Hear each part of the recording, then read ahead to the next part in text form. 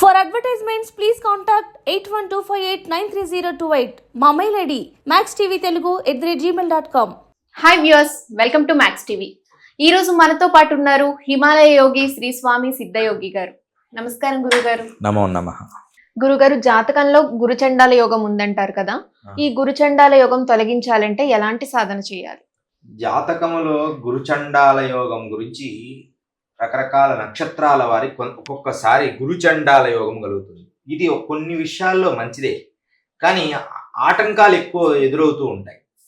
అంటే అన్నీ ఉంటాయి, మనకు యోగ్యత ఉంటుంది, అందరూ స్నేహితులు ఉంటారు, జస్ట్ ఒక్క మాట చెప్తే ఆ పని అయిపోయేటట్టు ఉంటుంది. కానీ వాళ్ళు మాత్రం క్లోజ్గా మాట్లాడతారు, దగ్గరగా ఉంటారు, కానీ మనల్ని పైకి తీసుకొచ్చేటప్పుడు మాత్రం పైకి తీసుకురారు. జస్ట్ ఇగో వీరిని కూడా దాంట్లో ఆ పనిలో ఉంచండి అనే మాట మాత్రం నోట్లో నుంచి రాదు. జస్ట్ వాడుకొని వదిలేద్దాం అనుకుంటా. జస్ట్ పనులు చేయించుకొని అన్ని చేయించుకున్న తర్వాత చూద్దామని దాని మనకు ఆ పని చేయరు. అలాంటి ఇబ్బందులు వస్తుంటాయి. ఎదిగే యోగ్యత ఉన్నా ఎదగకుండా జరుగుతూ ఉంటుంది. ఇలాంటి గురుచండాల యోగంలో ఇలాంటి సందర్భాలు వస్తుంటాయి ఎక్కువగా. వీరికి తారా ఉపాసన చాలా బాగా పనిచేస్తుంది. అయితే ఈ తారా ఉపాసనకి ఎక్కువ పునర్వసు, విశాఖ, పూర్వాభద్ర నక్షత్రం వాళ్ళకి మేము దీక్ష ఇచ్చేటప్పుడు ఈ నక్షత్రాలు కూడా చూస్తాం. ఎవరికి? పునర్వసు, విశాఖ, పూర్వాభద్ర నక్షత్రం వాళ్ళకి తారా ఉపాసన గిన చేస్తే ఉగ్రతార తార. అయితే ఇది తార చేయాలనుకున్నప్పుడు కొంచెం గురుమోసగా నేర్చుకోవాలి. గురువు లేకపోతే ఈ తారా ఉపాసన నేర్చుకోకూడదు. బెంగళూరులో ఒక ఎక్కువగా అంటే ఒక అతనికి ఇచ్చాం. ఇది బెంగళూరులో ఒక అతనికి ఇచ్చాం, మైసూరులో ఉన్న అతనికి కూడా ఇదే ఇచ్చాం. తార దగ్గరుండి నేర్పించాం. ఎందుకంటే ఈ తార కొంచెం తప్పులు చేస్తే మనిషికే ఇబ్బంది అవుతుంది. కానీ జాగ్రత్తగా నిష్టగా ఒక 2 నెలలో 3 నెలలో మన నియమం పెట్టుకొని తార జాగ్రత్తగా పూర్తి చేస్తే ఎవరికైతే ఈ గురుచండాల యోగం ఉన్నదో అది పతనం అయిపోతుంది. దాని శక్తి అంతా నశించిపోతుంది అన్నమాట. ప్రాక్టికల్ ఎక్స్పీరియన్స్ నేను వాళ్ళకి నేర్పించాను. ఒక లేడీకి 2, ఒక అమ్మాయికి 2 మగవాళ్ళకి నేర్పించాను. 3 కూడా చేశాం. దానికి సంబంధించిన పదార్థము, దానికి సంబంధించిన పూజ, దానికి సంబంధించిన మాల, దానికి సంబంధించిన విధానము దగ్గర ఉండి ఒక విచిత్రమైన ముగ్గు వేసుకోవాలి. మనం కూర్చునేటప్పుడు, స్త్రీలు కూర్చున్నప్పుడు ఒక రకమైన నుగ్గుతో వేసుకోవచ్చు, లేకపోతే చాపిస్తో గీసుకోవచ్చు. పురుషులు కూర్చున్నప్పుడు భూమి మీద ఆసనం.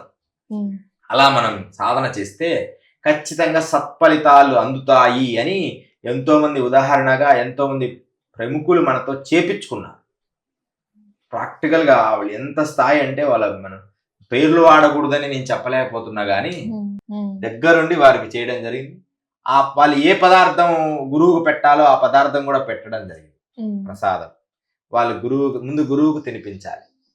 ఎందుకంటే ఈ తారా ఉపాసనలో ఖచ్చితంగా గురువు బాధ్యత ఎక్కువ ఉంటుంది.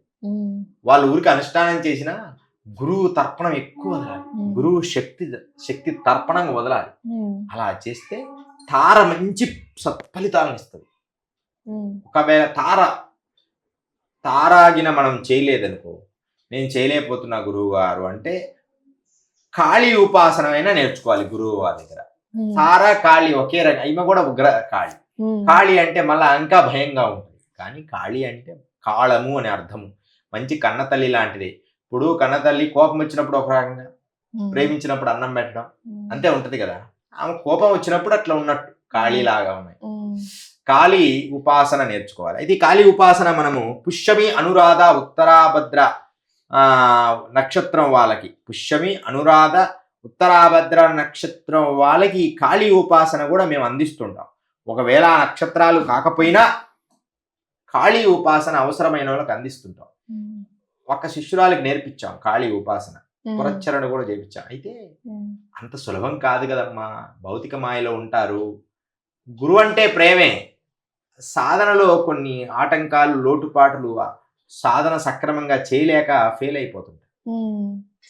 ఎందుకంటే మాయ కదా ఆవరిస్తూ ఉంటది. ఇక్కడ ఉన్నంత వరకు బాగా ఉంటది, ఈ కాంపౌండ్ వాళ్ళు దాటంగానే మాయలోకి పడిపోతాయి.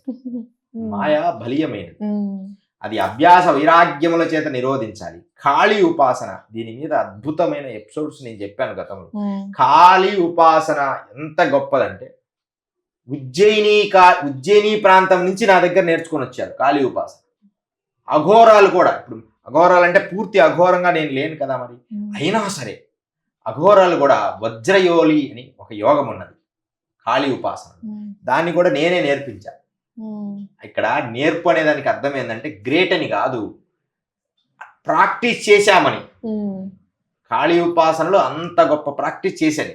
ఉజ్జయినిలో, కాశీలో, రకరకాల అడవుల్లో భయంకరమైన కాళీ ఉపాసన మంత్రశాస్త్రం, ఎలా తర్పణం ఎలా చేయాలి, హోమం ఎలా చేయాలి, అలాంటి కాళీ రహస్యాలన్నీ అవపోసన పట్టాను. కాబట్టి మంత్రం నేర్చుకోవడానికి నా దగ్గర వస్తారు. నాకంటే గొప్ప సాధన చేస్తారు వాళ్ళు, తపస్సుకి వెళ్ళిపోయిన వాళ్ళు, కానీ మంత్రం మాత్రం నా నుంచే పొందుతారు ఈ కాళీ ఉపాసన. వాళ్ళకి కొన్ని పరీక్షలు పెడతాం, ఆ పరీక్షల్లో ఒక్కొక్కసారి వాళ్ళు ఫెయిల్ అయిపోతారు. కాళీ ఉపాసన ఎలాంటి పరీక్షలు పెడతారు గురువు గారు? ఒక శ్మశానంలోకి తీసుకెళ్లి కూర్చోబెడతాం. ఇగో అక్కడ ఆ శ్మశానంలో కూర్చొని సాధన, ఇక్కడ కాదు కాశీలోనో అక్కడ అందరూ తిరుగుతూ ఉంటారు కదా, అక్కడ కూర్చోబెడతాం. కదలకుండా రాత్రిళ్ళు కూర్చొని ఒక 3 గంటలు నీళ్ళల్లో కూర్చోబెడతాం, 3 గంటలు నిప్పు ముందు కూర్చోబెడతాం. 15 రోజులు ఒక రకంగా, 15 రోజులు ఒక రకంగా కూర్చోబెడతాం. చివరికి ఒక కాశీలో ఒక శవం మీద కూడా కూర్చోబెడతాం. కాశీలో అడిగి వాళ్ళే కూర్చోబెడతారు. అక్కడ సహజం, అది వాళ్ళు ఇస్తారు కూడా మనం అడిగితే. అలా వాళ్ళు కాళీ ఉపాసనలో అంత గొప్ప స్థాయికి పోవచ్చు. అయితే నేను ఎంచుకున్న శిష్యులు ఎలా ఉంటారంటే, ఒక్కసారి నేను శిష్యులను ఎంచుకొని నేను అనుకుంటే అవసరమైతే వాళ్ళ ఇంటి పరిధిలోనైనా నేను ఉండి వాళ్ళకి విద్య నేర్పుతా. అని నేను ఎంచుకోవాలి వాళ్ళ శిష్యులని, వాళ్ళు డెడికేటెడ్ గా ఉండాలి. అలా ఉంటే మనం విద్య దారబోయాలమ్మా, మనం విద్య దాచుకోకూడదు. అయితే వాళ్ళకి నిజంగా యోగ్యతని, పాత్ర నెరిగి దానం చేయాలి. ఎలాగంటే అలా చేయకూడదు. ఇవన్నీ మేము చేయలేం గురుదేవా, తారా కాళీ అన్ని మాకు కఠినమైనవి అంటే ఇంకొక అవకాశం ఉన్నది చివరికి. దాని పేరే షోడశి. స్త్రీలు గాని పురుషులు గాని, ఈ లోకానికి సంబంధించిన వాళ్ళు గాని ఎవరైనా, ఇది శ్రీ విద్యలో ఒక భాగం. ఇది గురుమతగా పొందిన సత్వగుణంలో ఉంటది, కౌళ మార్గంలో. అంటే ఎవరైనా ఇంట్లో కూడా చేసుకోవచ్చు. ఏంటిది అంటే ఆశ్లేష, జ్యేష్ఠ, రేవతి నక్షత్రం వాళ్ళకి బాగా పనిచేస్తుంది. అయితే ఇలా నక్షత్రాలు కాకపోయినా గురువు ఆదేశానుసారం గిన షోడశి సాధన చేస్తే, షోడశి పంచదశి షోడశి అని ఉంటది, పంచదశి షోడశి. షోడశి సాధన ఎవరైతే చేస్తారో వాళ్ళకి ఇంకా ఏ మంత్రాలతో పనిలేదు, వాళ్ళకి అన్ని ఇంట్లో కూర్చొని నెరవేరుతాయి. అయితే శ్రీచక్ర విభాగంలో చేయాలి, శ్రీచక్ర ఉపాసన. అది శ్రీచక్ర కోణముగా ఉంటుంది, ఆ కోణాలు ఉంటుంది శ్రీచక్ర.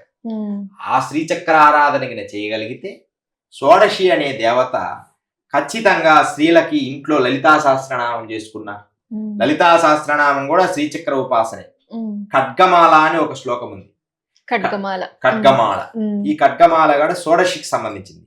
ఇలా జాతకములో నక్షత్రాలు లేక, ఒకళ్ళ గురుగారు ఈ నక్షత్రాలు మావి కాదు, ఏ నక్షత్రమో మాకు తెలియదు అనుకున్నా సరే ఖచ్చితంగా మనం అమ్మవారిని త్రిపుర భైరవి సాధన చేయాలి. అంటే ఏ నక్షత్రమో తెలియదు, ఏ పూజ, ఏ జన్మ నక్షత్రమో తెలియదు, మాకు ఇమిడియట్లీ నాకు అమ్మవారి సిద్ధి కలగాలి, నేను ఖచ్చితంగా విజయం సాధించాలంటే ఇంక చివర ఒక ఆవిడ ఉంది. ఆవిడ త్రిపుర భైరవి. ఆమె దిగంబరంగా ఉంటది, ఇక్కడ జుట్టు ఇలా విరబోసుకొని ఉంటుంది. త్రిపుర భైరవి త్రిశూలం పట్టుకుంటుంది, చాలా పవర్ఫుల్ త్రిపుర భైరవి సాధన వల్ల ఎప్పుడు మనం రక్షించబడుతూ, భవిష్యత్తు రాబోయే విషయాలు కూడా ముందే చెప్తుంటది, ఎప్పుడు మన వెంటనే ఉంటది. అంత గొప్పది త్రిపుర భైరవి. మనం సాధన చేసుకోవాలి. చేసిన వాడికి చేసినంతమ్మా, ఇవన్నీ కూడా ఏ దేవతను చేసినా మిగతా అన్ని వస్తాయి, కానీ చెయ్యాలి భక్తి శ్రద్ధలతో. మనం ఒక 10 చెప్తే వాటిల్లో ఏదో ఒకటి నచ్చి ఒకటి సాధన చేస్తారు కదా, అలా మనం కూడా ఈ త్రిపుర భైరవి సాధన చేస్తే మన ఎమ్మడి నడుస్తుంది, మనతో వస్తుంది, ఎక్కడికి పోయినా మనల్ని రక్షిస్తూ ఉంటుంది. దాని పేరే త్రిపుర భైరవి సాధన. ఇదంతా కూడా దత్తాత్రేయ తంత్రంలో ఉంది. ఇప్పుడు నేను చెప్పిన ఈ విషయాలన్నీ కూడా నక్షత్రాలకు సంబంధించినవి, దశమహావిద్య సంబంధించినవి, మంత్రశాస్త్రాలకు సంబంధించినవి అన్నీ కూడా శ్రీ దత్తాత్రేయ తంత్రములోనివి. దత్తాత్రేయ స్వామి వారుకే వీళ్ళన్ని అధినేతలు. ఆయనే అధినేత. ఆ దత్తాత్రేయ స్వామి ఆరాధన ఎవరు చేస్తారో వారికి ఎన్ని లభిస్తాయి. దత్త ఆదేశానుసారం దత్త స్మరణతో ఇవి సాధన చేసిన వాడికి ఎప్పుడు జీవితంలో లోటు ఉండదు. అలా ఖచ్చితంగా వాళ్ళకు మంచి జరుగుతుంది. దశమహావిద్యలు సిద్ధింపచేస్తాయి. ఆ తారనేది గురుచండాల యోగమే కాదు, గ్రహాలు తలకిందులైనా సరే అవన్నీ మనకు కష్టాలు చిన్నగా పోతాయి. 10 రోజులు కష్టపడే కష్టం ఒక్క రోజులో పోతుంది. సంవత్సరాల తరబడి ఇబ్బంది పడే అన్ని నెలల్లో పోతాయి. ఏది ఈ దశమహావిద్య సాధనలు చేస్తే. అందువల్ల భక్తి, ఏ దానికైనా భక్తి. ఈనాడు ఈ భక్తి అంతా ఎడ్యుకేషన్ అంటే పుస్తక జ్ఞాన విద్యనే నేర్చుకుంటున్నారు. ఎడ్యుకేషన్ అంటున్నారు. ఎడ్యుకేర్ అంటే లోపల నుంచి రావాలి. ఎడ్యుకేర్ అంటే మన లోపల నుంచి మనం గ్రహించే విద్య నేర్చుకోవాలి. మనం ఎడ్యుకేషన్ బయట నుంచి ఎంత గ్రంథ జ్ఞానమే. ఇప్పుడు నేను చెప్పిందంతా పుస్తకాల్లోనిదే ఉంటది కాదు. మేము కొంత అనుభవించిన జ్ఞానం చెప్తున్నాం. అనుభవించిన జ్ఞానం ఎక్కడ ఉంటాయంటే నీ లోపల నుంచి రావాలి. అంతరాత్మలో, హృదయంలో నుంచి రావాలి. ఆ ప్రేమలో నుంచి రావాలి. మన హృదయాంతరాల్లో నుంచి మనం పసిగట్టాలి. అలాంటి విద్యను మనం సాధన చెయ్యాలి. ఆ విద్యను సాధన మొదలు పెట్టాలంటే దేవతలు, అనుష్ఠానము, పూజ, మంచి ఇవన్నీ నీ హృదయంలో నుంచి వస్తే అవి సిద్ధిస్తాయి. భౌతికంగా ఇప్పుడు నేను చెప్పిన ఎన్ని పుస్తకాలు చూసి ఆ పుస్తకాలు చదివి ఆ పుస్తకంలో ఈ పుస్తకంలో చదివి చెప్పిన విద్య కూడా అది రాణించదు. కొంత ఎక్స్పీరియన్స్ ఉండాలి. గ్రంథం అవసరమైన ఎక్స్పీరియన్స్ ఉండి చెబితే అది ప్రపంచానికి కానీ మీకు కానీ మేలు జరుగుతుంది. ఇలా దశమహావిద్యలు సాధనలో ఉండి వారి స్థాయిలో పుణ్యాన్ని సంపాదించుకొని పాపాన్ని పోగొట్టుకొని భగవంతుణ్ణి ఆరాధించి గురువుని ఆరాధించిన వాడికి ఎప్పుడు కూడా అమ్మవారు అనుగ్రహిస్తుంది. ఆ దత్తాత్రేయ స్వామిని పట్టుకున్న వాడికి ఇవన్నీ కూడా కర్మలు తొలగిపోతాయి. అందరూ కూడా మంచి జరిగి శుభం జరగాలని ఆశిస్తూ మీ స్వామి సిద్ధయోగి. ధన్యవాదాలు గురుగారు. జయ గురు.